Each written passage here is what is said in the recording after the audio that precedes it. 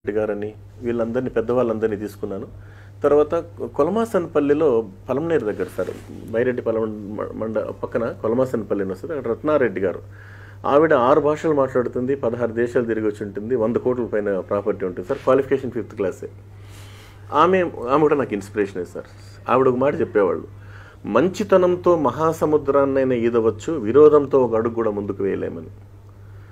సరే, ఇట్లాంటివన్నీ కూడా ఏం చేసామంటే సార్, ప్రస్తుత సమాజానికి అప్డేట్గా ఏదైతే లేటెస్ట్ కాన్సెప్ట్స్ ఉంటాయో ఆ కాన్సెప్ట్స్ తగినట్టుగా పిల్లల దగ్గరికి వెళ్ళి వాళ్ళని వాళ్ళ మైండ్ సెట్ గెలవడం సార్.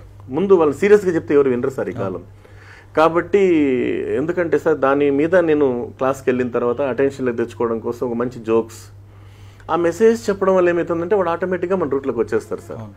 అప్పుడు value of education, main parent role, గురుస్థానం సార్. ఇప్పుడు ఫర్ ఎగ్జాంపుల్ అమ్మ గురించి చెప్పేటప్పుడు కూడా హృదయం కదిలించేటటువంటి కవిత ఉంది సార్. అన్నానికి అమ్మకు తేడా ఏమిటంటే అన్నం కడుపులో ఉండి కాపాడుతుంది, అమ్మ కడుపులో పెట్టుకొని కాపాడుతుంది అంటారు సార్. దానిలో భాగంగా అమ్మ గురించి చెప్పేటప్పుడు పేగు బంధం సార్. ఇది ఎప్పుడో సాక్షి దినపత్రికలో వచ్చింది సార్, రచయిత పేరు మర్చిపోయిన క్షమించాలి. ఆ పేగు బంధం అనే కవితని మనం కూడా హృదయంతో వినాలి. అది మామూలుగా బిడ్డ మీద ప్రేమతో తల్లి ఇలా అంటుందంట సార్.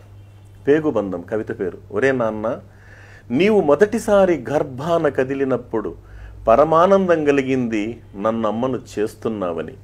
నీవు ఊపిరాడనీయకుండా కదులుతూ హడావుడి చేస్తుంటే ఉత్సాహం కనిపించింది హుషారైన వాడివని.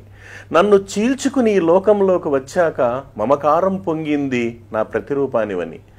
నా రక్తాన్ని పాలుగా తాగుతూ ఉంటే బోలెడంత ఆశ కలిగింది అందరికంటే బలవంతుడివి కావాలని.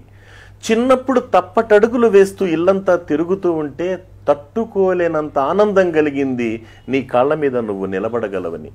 ఆ అడుగుల్లోనే కాస్త దూరమైతే ఆశీర్వదించాలనిపించింది నువ్వు గొప్పవాడివి కావాలని. జీవన ఒత్తిడిలో పడి నన్ను మరచిపోతే కొండంత ధైర్యం వచ్చింది నేను లేకపోయినా నువ్వు బ్రతకగలవని. ప్రాణం పోయేటప్పుడు కంటతడి పెట్టనందుకు తృప్తిగా ఉంది, నీకు తట్టుకునే శక్తి ఉందని. ఇప్పుడే బాధగా ఉంది అందరూ నేను చనిపోయానని ఏడుస్తూ ఉంటే నన్ను కాల్చేటప్పుడు నీ చెయ్యి కాలుతుందేమని. అది సార్ తల్లి ప్రేమ అంటే.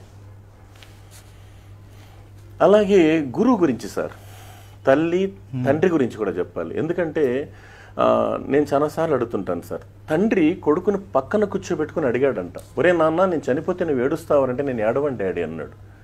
నీకు జన్మనిచ్చినాను రా అన్నాడు. అయితే ఏమి, నీకోసం ఎంతో త్యాగం చేశాను రా. చేసింటే నువ్వు మనిషి కాదు అనుకో, నువ్వు కసాయి అనుకో, నువ్వేమని అనుకో డాడీ, నువ్వు బండరాయి అనుకో. అప్పుడు అబ్బాయి చెప్పాడు, ఓ నాన్న మీరు చనిపోయిన తర్వాత నేను ఏడుస్తానో లేదో మీకు ఎలా తెలుస్తుంది డాడీ? మీరు చనిపోయిన తర్వాత నేను ఏడుస్తానో లేదో మీకు ఎలా తెలుస్తుంది డాడీ? మీరు బ్రతికుండగా మీ కంట్లో కన్నీరు రాకుండా చూస్తే దమ్మున కొడుకు డాడీ వీడున్న అనమాట.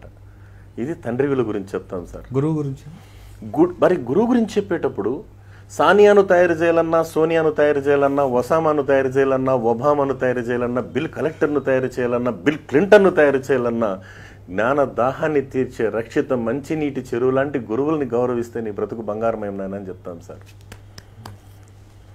ఎందుకంటే తల్లి, తండ్రి, గురువు ఈ 3 స్థానాలు సార్. ఎందుకంటే మీకు తెలియదు కదా సార్, మనం ప్రస్తుతం అందరికీ తెలిసిన విషయాలే. ఇప్పుడున్నటువంటి పరిస్థితుల్లో ఈ 3 విలువలు కాపాడుకుంటే, ఈ ముగ్గురిని గౌరవించగలిగినటువంటి వాళ్ళు ప్రపంచం ఎక్కడైనా కానీ సార్ భవిష్యత్తులో ఉన్నత స్థానానికి వెళ్తారనేటువంటి నమ్మకం, ప్రగాఢ నమ్మకం ఉంది కదా సార్. భార్య గురించి చెప్పండి సార్. భార్య అనే ఒక్క బంధము లేకున్నా, భార్య అన్న ఒక్క బంధము లేకున్నా పుల్లి ఆకు ఓలి పురుషుడెగురు, దారి తప్పని దైవమ్మ భార్యరా మహిత వినయశీల మల్లెమాల. ఎంఎస్ రెడ్డి గారు రాశారు సార్ ఇది. కానీ భార్య సమంటం కదా సార్, సర్వాన్ని వదులుకొని